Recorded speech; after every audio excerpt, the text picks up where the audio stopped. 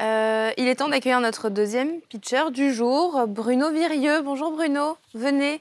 Soyez le bienvenu sur le plateau des pionniers. Bonjour, vous merci êtes de me recevoir. Vous êtes le fondateur de PrediSurge, c'est bien comme ça qu'on prononce. Exactement. Je vous rappelle les règles. Vous avez donc 1 minute 30 pour pitcher devant Maya qui sera attentive à votre pitch, Tatiana au marché de votre secteur et Fred au produit. Et on les laissera ensuite délibérer pour vous noter de 1 à 10. C'est bon pour vous? C'est parfait. Et c'est parti, top chrono pour le pitch. Bonjour encore, donc je m'appelle Bruno Virieux, je suis le Chief Executive Officer de PrediSurge. Et donc PrediSurge est une société stéphanoise qui emploie actuellement 25 employés en région lyonnaise, à Saint-Étienne précisément. Alors, je vais vous introduire le secteur. Le secteur, c'est le monde du cardiovasculaire. Le cardiovasculaire, c'est actuellement... Ça regroupe les maladies qui tuent le plus de personnes dans le monde, loin devant l'ensemble des cancers associés. Donc c'est un problème majeur. Ce secteur, évidemment, il est adressable de différentes manières. Il y a évidemment la prévention à travers nos comportements. Il y a aussi les médicaments qui peuvent adresser cela. Par contre, la plupart du temps, une intervention chirurgicale s'impose. Et malheureusement, il y a énormément de complications post-opératoires sur ce secteur-là. Nous avons développé, chez PrediSurge, c'est notre mission, un logiciel qui permet de prévenir ces complications. On va globalement jouer l'intervention chirurgicale avant qu'elle n'ait lieu, de manière à montrer au chirurgien exactement à quoi il va faire face. Donc actuellement, nous sommes un dispositif médical, donc disponible en Europe, et nous allons attaquer le marché américain d'ici une dizaine de mois environ, après évidemment la validation des autorités sécurité FDA américaines. Merci. Merci Bruno, merci beaucoup. Est-ce que notre jury a des questions avant de délibérer? Oui, moi j'ai quelques questions sur les chiffres potentiellement. Enfin, vous en êtes où du nombre de, je sais pas, du nombre de cas, nombre de patients qui ont pu être bénéficiés de votre solution? Merci pour cette question. Alors actuellement, nous avons participé à 1500 opérations chirurgicales à travers l'Europe, principalement en France. Et nous sommes principalement actuellement sur, parce que le cardiovasculaire c'est très très large, nous sommes principalement sur le monde aortique et principalement même le monde abdominal. Tatiana, peut-être question? Peut-être, oui. On parle beaucoup des jumeaux numériques en ce moment. Peut-être vous pouvez nous en dire 2 mots et comment est-ce que vous voyez cette évolution? Bien sûr.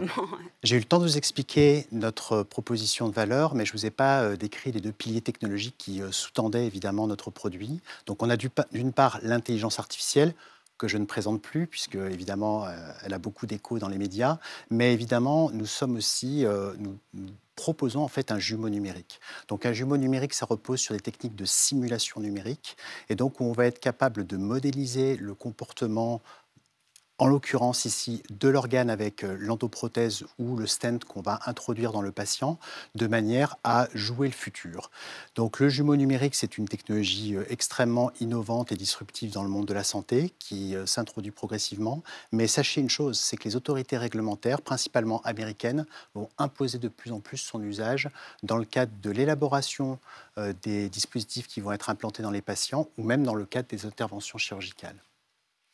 Merci Bruno. Venez avec moi, qu'on laisse notre jury délibérer. Nous sommes de retour en plateau pour découvrir les notes de notre jury. Attention, c'est parti. 3, 2, 1. Et c'est un 7,5 pour Maya pour le pitch, un 7,5 également pour Tatiana pour le marché du secteur et un 7 pour Fred. Tout cela sur 10. Maya, j'ai l'impression que tu mets beaucoup d'ennemis aujourd'hui. C'est ma signature. C'est ta signature. T'as pas compris depuis... Ça va. Voilà. Je mets toujours des demi-points parce que je trouve ça bien.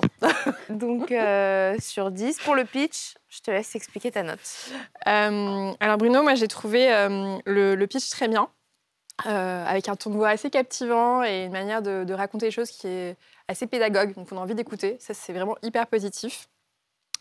Les quelques points que j'ai enlevés, je pense que c'est par rapport à l'équilibre dans tous les éléments qu'on a eu, toutes les informations qui ont été, que j'ai captées en tout cas. Je pense qu'on a passé beaucoup de temps sur le secteur, ce qui était très intéressant parce que je pense que ça dresse un peu le paysage.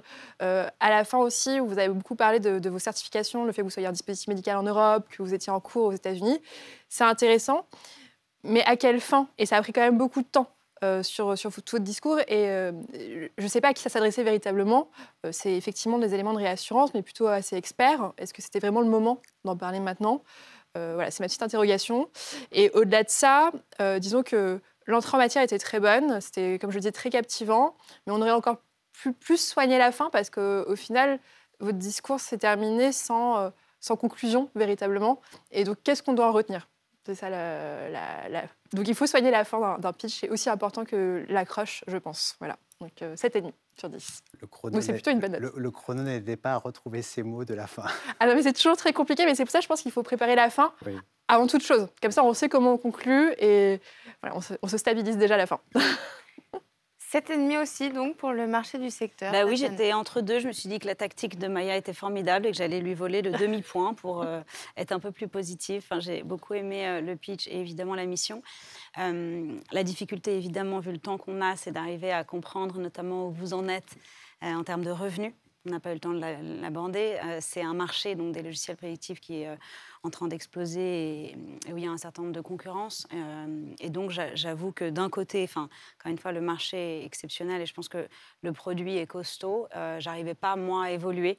Où vous en étiez par rapport aux autres et aussi quelle était vraiment la singularité à part le côté, vous êtes sur un sous-secteur des maladies cardiovasculaires. Bien sûr. C'est juste ça, mais je pense que c'était quand même par manque de temps. Mais... Oui, tout à fait. Pour l'instant, on est effectivement sur un sous-secteur, puisqu'il faut bien démarrer par quelque chose. Bien sûr. Et donc, oui, j'aurais pu effectivement élaborer un petit peu plus. Par rapport aux revenus, si vous attendez une réponse, en fait, on a fait une levée de fonds l'année dernière avec des fonds européens. Et en fait, on ne communique pas sur le chiffre d'affaires généré. Qu'après. Mais on génère du chiffre d'affaires, bien évidemment. Bah, bravo alors.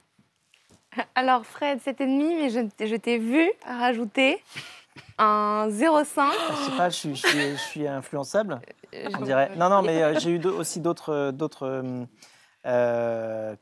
informations, notamment sur le fait qu'effectivement ça peut s'étendre à autre chose. C'est-à-dire que c'est pas uniquement spécialisé sur le cœur ou certains organes. J'ai l'impression qu'on peut aller beaucoup plus loin, donc ça c'est très bien, au niveau produit évidemment, de pouvoir aller plus loin. Cela dit, ça aurait pu être pour moi plus convaincant si on avait eu le lien entre votre produit, votre logiciel et les résultats concrets que ça permet d'obtenir. C'est-à-dire que là, alors j'ai demandé, vous m'avez dit qu'il y a 1500 opérations sur lesquelles vous êtes intervenu. Alors, intervenir sur ces opérations-là, est-ce que ça veut dire les rendre plus sûres ? Est-ce que ça veut dire... j'imagine. Mais ça, j'ai besoin de le savoir. C'est-à-dire que pour faire le lien entre le logiciel et la réalité, qui est sauver des vies, qui est un peu le but quand même de la médecine de manière générale, j'aimerais bien avoir ce lien-là, ce pont-là. Alors, comment sur les produits qu'actuellement nous avons lancés, qui ont été certifiés, comme vous le savez, je suis désolé pour ça, mais c'est un sujet très, très réglementé. Ouais. Donc, en fait, on a un taux de spécificité et de sensibilité qui est respectivement de 86 et de 96%. Donc, en fait, on a permis de prédire les complications sur ces 1500 interventions dans pratiquement 100% des cas, c'est-à-dire qu'on est à 96%. Et donc, ces complications, sur les maladies cardiovasculaires, entre autres sur lesquelles nous sommes, entre autres au niveau des opérations aortiques, c'est des complications du type fuite qui nécessitent une réintervention. Donc, le patient doit retourner impérativement se faire opérer à nouveau. Et donc, on a réussi, sur l'ensemble de ces interventions, à les éviter dans le cas où elles auraient pu avoir lieu, puisqu'évidemment, dans certains cas, on ne prédit pas forcément des complications. Donc, on assure simplement au chirurgien vasculaire qui va opérer qu'il n'y aura pas de complications. Merci beaucoup, Bruno. Merci d'être venu. Merci à vous. Et très bonne continuation à Predisurge. Merci encore d'être venu. Merci beaucoup, Bruno. Merci beaucoup, bonne continuation. Au revoir. Cette émission touche à sa fin, Rebecca. Et oui, si vous aussi, vous voulez venir pitcher ou nous suggérer un invité, vous pouvez en scannant le QR code qui est en train de s'afficher sur votre écran. Ou alors, vous pouvez également nous écrire à lespionniers@bfmbusiness.fr. On vous accueillera bras ouverts pour votre pitch. Merci beaucoup, Rebecca. Merci beaucoup, Maya. Merci d'avoir été avec nous. Merci beaucoup, Tatiana, aussi, pour toutes les remarques et les conseils à nos pitchers. Et quant à nous, on se retrouve la semaine prochaine. Les pionniers chez Fred Mazzella sur BFM Business.